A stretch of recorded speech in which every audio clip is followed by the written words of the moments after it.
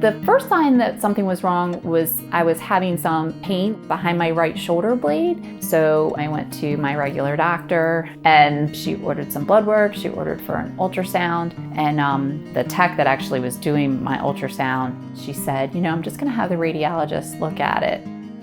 It took me down this very long hallway to the radiologist's office, and he said, you have an 8-centimeter mass on your pancreas that's pushing up against your gallbladder.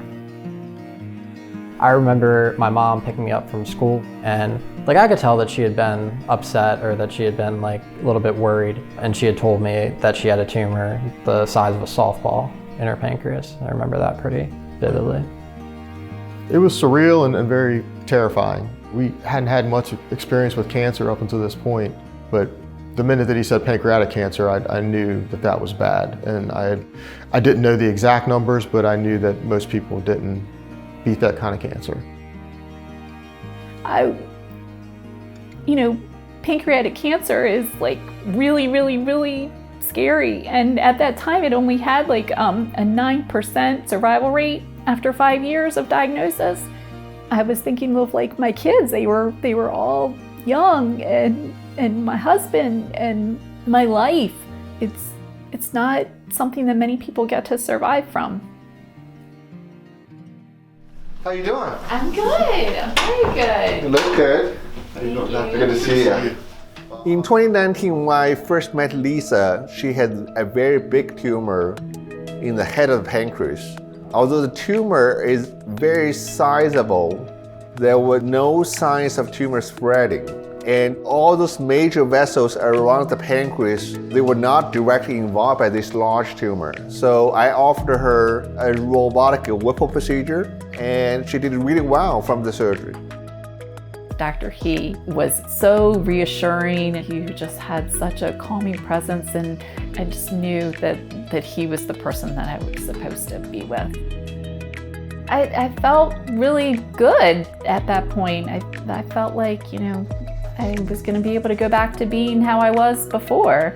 I had multiple scans over the years and everything looked okay. I thought that I had beat this. Before every scan, it was very nerve-wracking, very scary. But for 4 years, every scan was good. And it was just before her 5th year scan, would have been 5th year, that's when they found some more tumors. I opened up the results and I could see that there was additional tumors in my liver. That is typically where the metastasis likes to go. So it wasn't unheard of, it was just very devastating to me because now it was no longer just that one spot. Now it had gone somewhere else. When Lisa had liver metastases, we worked with oncologists again to develop a treatment plan for her. So after some systemic treatment, we offer her a second surgery, but done with an open approach. Just want to be 100% sure we can remove all visible tumors. When I saw her after the second surgery, she actually looked a little better than she did the first one, but that would quickly change. My blood pressure was dropping, my heart rate was going up, dizzy and woozy and sick to my stomach. I started to have a really high fever, so they rushed me over to have a CAT scan right then and there, and they identified that there was a bile leak from my liver into my abdomen. We gave her antibiotics. We worked with interventional radiologists to put a new drain into this infected pocket of fluid. And with prolonged antibiotic treatment, she recovered completely from this complication. Little by little, every single day, I started to feel better and better. The first time that I was able to get up and sit into a chair, it was like this huge accomplishment, and I felt like every little step became like this big step. What really, really helped to be able to get back to where I was is that I posted on my social media every day, this is what I did. And so every week I could look back and reflect on the things that I had accomplished that week and thought, oh, this is where my starting point was, and look at where I am now, because every step is a big step. And I had so many people that I didn't even know, that reached out to me and said, thank you so much for sharing. One of my family members was diagnosed with this, or I've been diagnosed with this. And seeing what you have been able to get to gives me the feeling like this will be something that my family can overcome as well. So this is the first book that I wrote, and then I decided I wanted to write another book, so I wrote another book.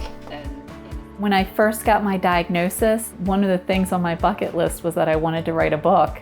So that's what I decided to do, and I just published my 10th novel last week.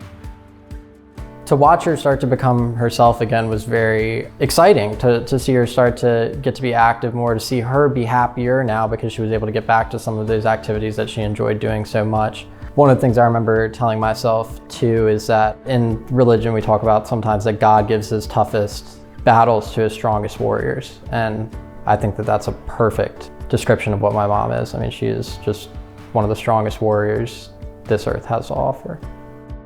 To be able to come home and see my kids again, that was amazing. And just like feel like I just conquered this big, huge battle and I came out okay on the other side. I think that we've always been really, really close, but now we just, I think, are way more appreciative of all of those little moments. And, I'm looking forward to seeing my kids grow up and have families of their own and continue living this life that I've been blessed with.